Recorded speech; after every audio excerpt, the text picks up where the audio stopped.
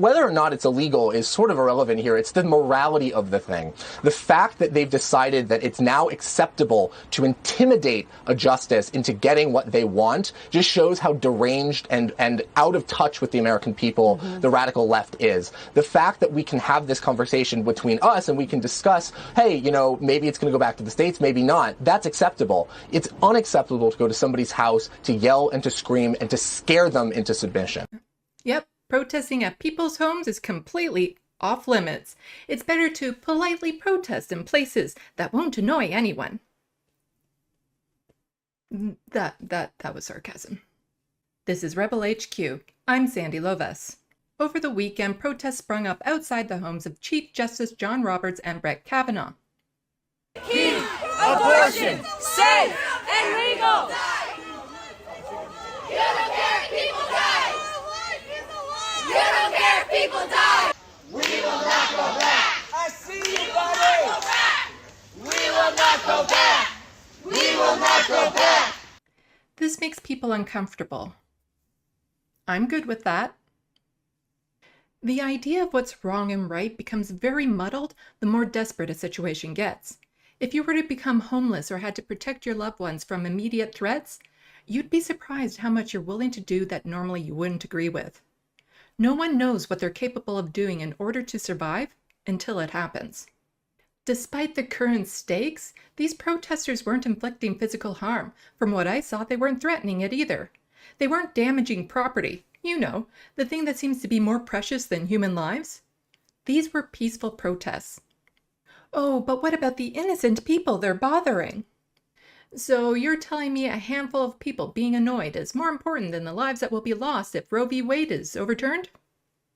There's this tweet from Sandy Garacino, a columnist with the National Observer. Demonstrating at people's houses is never okay. She later responds to someone conflicted with the idea. 1. It's pointless. It has zero strategic or persuasive value.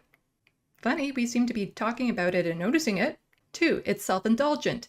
Its function is basically a tantrum. See one above. Gee, and I thought I came across as condescending and smug.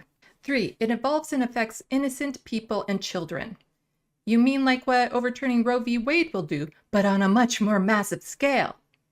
4. It's dangerous and a dangerous precedent. You mean like what overturning Roe v. Wade will do, but on a much more massive scale. Wait, where is she from? Right, Canada. So, Roe v. Wade being overturned doesn't affect her. Isn't it interesting how it's the people who will never have to worry about getting pregnant or the ones who will have resources to access abortions that are the ones who cry the most about how these protesters protest? They didn't seem to mind when the Supreme Court removed the buffer zone, keeping anti-choice protesters at a distance from abortion clinics. Those protesters are free to scream horrendous things, take pictures, and make the people entering those clinics fear for their safety. Also, the same Supreme Court that took away that buffer now has a fenced-off buffer around the building, making protests there far less effective.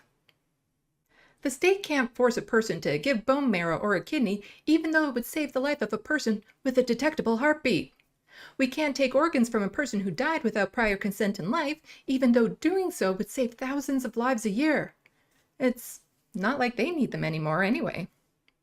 Overturning Roe v. Wade will literally mean a dead person has more rights than a childbearer. I wish it didn't get to this point. I'm also sick of people telling others how to protest because it's usually in a way that won't make them feel uncomfortable. The protesting technique of out of sight, out of mind. People are desperate. Their bodily autonomy, their ability to choose the direction their life takes, and even their lives are on the line. Rights that have been in place for hundreds of millions of people for decades and are supported by the overwhelming majority are being rescinded. So, protesting at the homes of the people trying to take these rights away? Yeah. They should be reminded every moment of every day that what they're doing isn't for the people. They're doing it to make America a religious state.